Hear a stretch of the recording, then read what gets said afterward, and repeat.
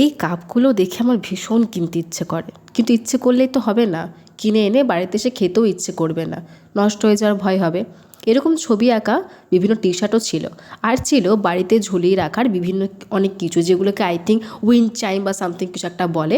আমার ঘরেও একটা আছে, যেটা হাওয়া দিয়ে টুংটুং করে শব্দ করে। এরকম না একটা হারমোনি তবলা সেট আমার বাড়িতেও আছে। আর এই মাটির এই যে ভাঁড়গুলো ছিল, এগুলো এত সুন্দর, দেখেই কিনতে ইচ্ছে করছিল, কিন্তু কিনলেই তো হবে না, ঘর তো সাজিয়ে রাখতে হবে। এই মেলাতে এলেই বোধহয় বোঝা যায় শিল্পীদের হাতের কাজ কত নিখুঁত হয়। দেখেও বড্ড ভালো লাগে আমার। সব কিছু কেনা সম্ভব হয় না, তাছাড়া প্রতি বছর বসে বলে প্রতি বছর কিছু না কিছু কেনা হয়। তবে এই ফটোগুলো না আমার ভীষণ ভালো লাগে।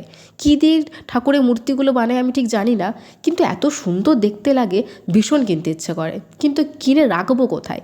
এত সুন্দর বাড়ি নয় যে রেখে দেবো গুছিয়ে। এরপর আমরা গেছিলাম একটা জুয়েলারির দোকানে। হাজার হোক, মেয়ে তো।